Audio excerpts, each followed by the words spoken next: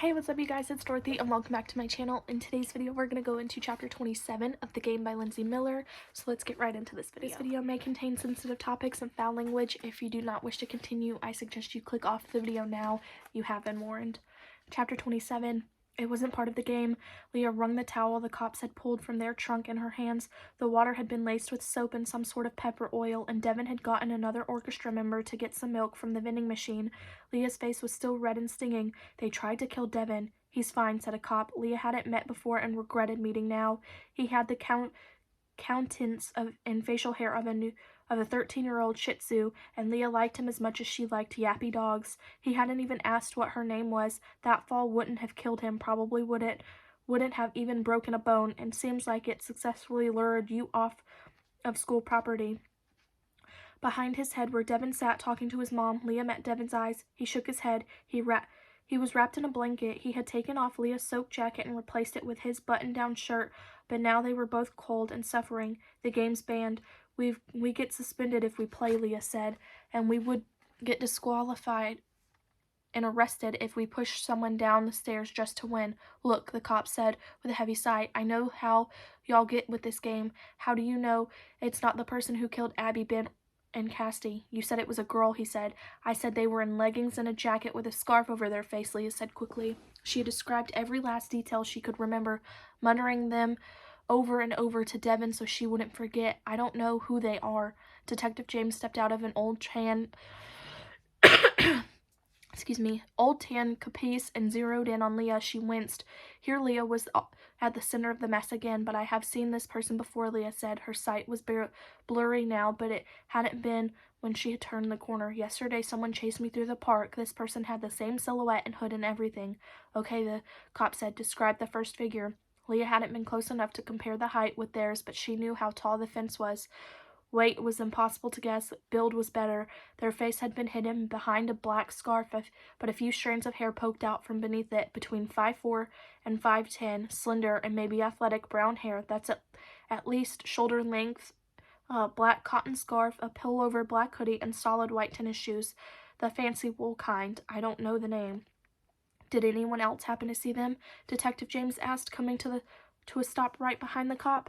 I think Devin did, she said, but she was so unsure it came out as a question. I believe Mr. Diaz has already given his statement, the detective replied, and as I recall it, you weren't supposed to go anywhere.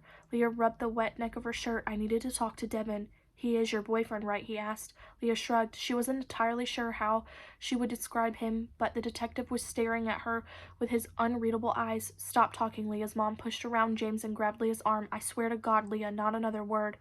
Miss Prince, James said, was cleared by the paramedics. Leah's mom tugged her toward the car past Devin and his mom, and he raised his arms at Leah in question. So we are leaving? Wait, Leah ripped her hand free. I need to give Devin his shirt back. Her mom's face got somewhere stormier. Leah made her way to Devin. Bruised, she asked.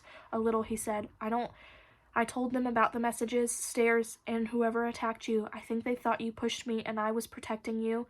No offense, but I would not do that. Yeah, Leah pulled his shirt from her shoulders and handed it back to him. If I ever do that, feel free to push me back. I don't think they really listened to me. Devin's gaze darted to his mom, and then he leaned into Leah and cupped her face in his hands. He whispered, they didn't leave after shooting you. They waited. I think they were trying to decide what else to do with you.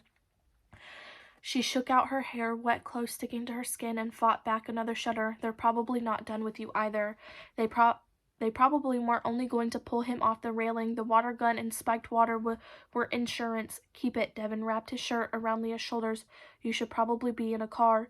It was nice to have someone's attention solely on her.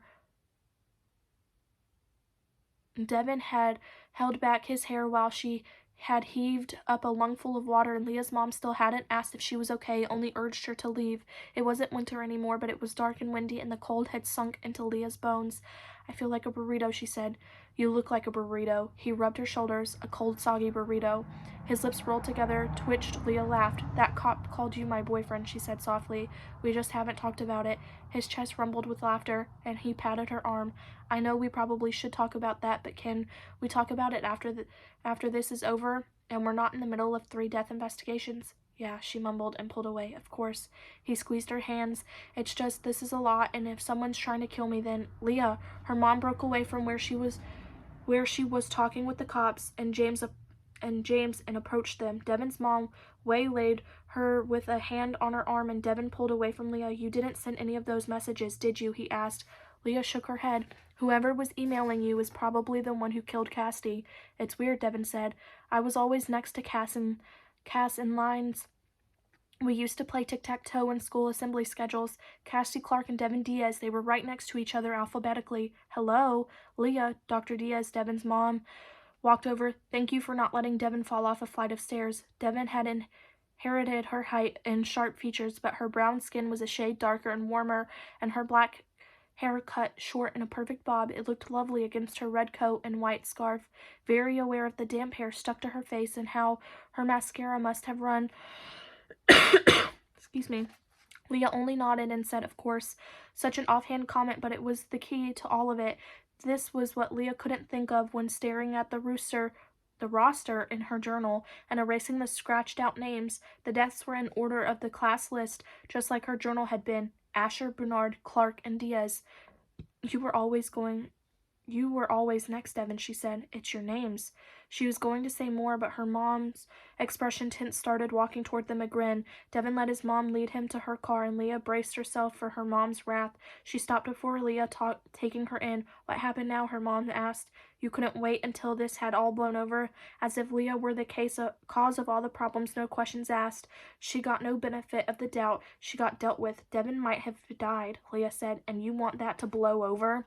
"We told you to stay home. We told you to withdraw from the game," she said. "This is serious, Leah. This is a police investigation. Children are dead, and you're running around like nothing has changed." "It wasn't part of the game," Leah said, her shivering, slurring her words. "I had to talk to him, and then someone attacked him." Her mom's shoulder slumped. She reached out as if to hug Leah and instead rubbed her shoulder. "You are very lucky that Devon and Mr. Jackson both saw the person who did it when you chased them out. Mr. Jackson was worth 5 school security guards." "They'll try to kill Devon again," Leah said. "Detective James gets that, right?" "Leah," her mom sighed and unlocked the car. "There is a murderer on the loose. They're not going to waste their time playing pranks on you." But they sure did waste a lot of time emailing Devon and pretending to be Leah. That is the end of this chapter. I will see you guys in the next video. Bye.